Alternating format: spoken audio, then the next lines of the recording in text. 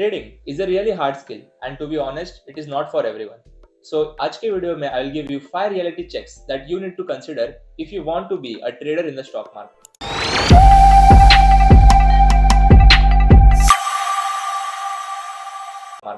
Number 1. Wealth in the stock market cannot be created by saving money. It can only be created by risking it. तो हमारे जो Indian families में पहले से होते आया है, जो नॉर्मल अपने स्टीरियोटिपिकल लोग बोलते हैं कि ज्यादा पैसा रिस्क मत करो, बट ऐसा कोई जॉब ढूंढो जहां से तुम एक अच्छा मतलब कि एवरेज अमाउंट तुम कमा सको. बट स्टॉक मार्केट वैसी जगह नहीं है.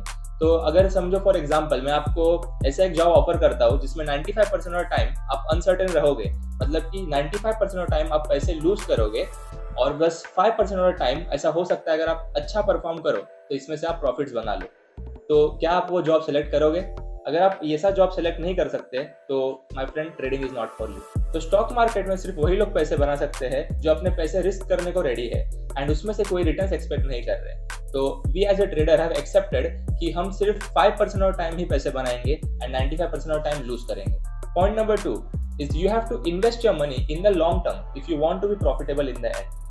तो जैसे कि आजकल एक सर्च चल रहा है कि नए लोग मार्केट में आ रहे हैं और ये सोच रहे हैं कि ट्रेडिंग करके मैं अपना करियर बना लूंगा. बट मैं आपको एक फैक्ट बताता हूँ, जब हम लोगों ने ट्रेडिंग स्टार्ट की थी हमने भी अपना एक बहुत बड़ा अमाउंट सबसे पहले इन्वेस्टमेंट में डाला जो हमें लॉन्ग टर्म में प्रॉफिटेबल रखेगा एंड हमने एक छोटे कैपिटल से अपने स्किल्स को डेवलप किया. तो अगर आप खुद भी ये सेम प्रोसेस फॉलो करोगे, एक बार आपने स्किल्स डेवलप कर ली तो उसके बाद आप सोच सकते हो कि मैं ट्रेडिंग से एक अच्छा खासा अमाउंट या फिर एक स्पेसिफिक सेट रिटर्न्स निकाल सकता हूँ. जैसे कि हम कोई भी कोर्स करते हैं, जैसे कि इंजीनियरिंग हो गया या फिर नॉर्मल कॉमर्स में कोई डिग्री हो गई, तो उसमें से हम 2 से 3 साल अपने स्पेंड करते हैं. तो स्टॉक मार्केट भी एक ऐसी जगह है जहाँ पे आपको एक्सपीरियंस लेने के लिए 2 से 3 साल का टाइम लगता है एंड उसके बाद आप सोच सकते हो कि अपना career as a trader select करना है या नहीं. Point number 3 is managing your emotions. What took years to create can be destroyed in seconds if you don't manage your emotions right in the stock market. तो जैसे कि हम human beings की एक टेंडेंसी होती है कि we are naturally very emotional. Stock market में ये बिल्कुल नहीं चलता.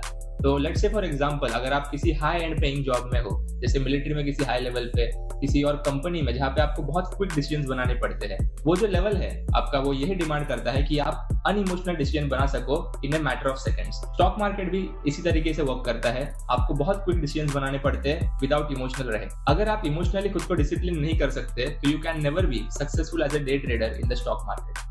So, point number 4 and probably the most important point of all is that you have to manage your risk.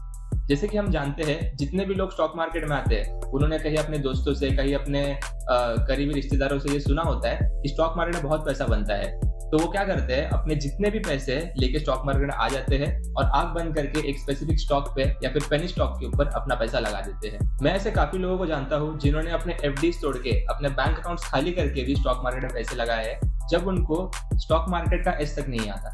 तो फर्स्ट ऑफ ऑल, जब भी आप स्टॉक मार्केट में आते हो आपको खुद को एजुकेट करना बहुत जरूरी है. भले ही उसमें पैसे जाए, बट आपको 2 लाख 3 लाख रुपए का जो लॉस है उससे बेटर आप कहीं पर एक 5-10 हजार का कोर्स कर लो जो आपका टाइम भी बचाएगा प्लस आपके लॉसेस भी बचाएगा. और एक रूल है जो मैं हमेशा फॉलो करता हूँ और वो ये है कि मैं अपने लॉसेस जो है अपने प्रॉफिट से पहले कैलकुलेट करता हूँ. तो एक बार मुझे जब पता चल गया कि मेरा रिस्क कितना है तो उसके ऊपर जो भी आएगा वो मेरा प्रॉफिट होगा. So learn first and then start investing into the stock market. Point number 5, detach yourself from materialistic things. तो जब भी लोग मार्केट में ट्रेड करने स्टार्ट करते हैं, there is a thing called as beginners luck, जिसकी वजह से स्टार्टिंग में हमें बहुत प्रॉफिट होता है. प्रॉफिट आते ही हम लोग जाके अपने जो शौक होते हैं उनको पूरे करने लगते हैं. जैसे किसी को गुच्ची का टी शर्ट पसंद होगा, किसी को कोई नाइकी का जो लेटेस्ट शूज आया है वो खरीदना होगा. बट इसमें क्या होता है, जब भी आपको कोई लॉस हो जाता है तो ये जो पैसे हैं आपने इन चीजों पर डाले हैं ये आप रिकवर नहीं कर पाते. और जब आपको मार्केट में लॉस होगा तो आपके पास खुद को सेव करने के लिए, बैकअप के लिए कोई कैपिटल नहीं होगा, बिकॉज आपने सारे पैसे अपने इन चीजों में खर्च कर दिए. तो जरूर जब भी आपने आपकी स्किल डेवलप कर लिए और एक स्पेसिफिक अमाउंट आप मार्केट से कंटिन्यूसली निकाल रहे हो, तब जाके आप अपने पैसों को किसी और चीज पे खर्च करो. बट तभी तक आपके जो प्रॉफिट्स है उनको आप मार्केट में फिर से री-इन्वेस्ट करो. तो अगर इन फ्यूचर आपको कभी बड़ा लॉस हो गया तो आपके पास बैकअप में कैपिटल होगा जिससे आप अपने रिस्क को फिर से मैनेज कर पाओगे. तो जब हम मार्केट में नए थे हमने भी यही गलतियां की थी, but now we have stopped spending money on materialistic things. So if you are thinking of taking trading seriously and want to become successful as a trader, these are the few things which can help you in your trading journey. So जैसे हर trader के life में होता है, जब आप भी market में trade करना स्टार्ट करोगे तो इसमें से कुछ गलतियां आपको भी अपने ट्रेडिंग जर्नी में दिखाई देगी. Just learn from your mistakes and keep moving forward. So as a great person once said, a smart man learns from his own mistakes, but a wise man learns from others' mistakes. So with this, I'll end this video. So if you like this video, give us a thumbs up, subscribe to our channel, and I'll see you at the top.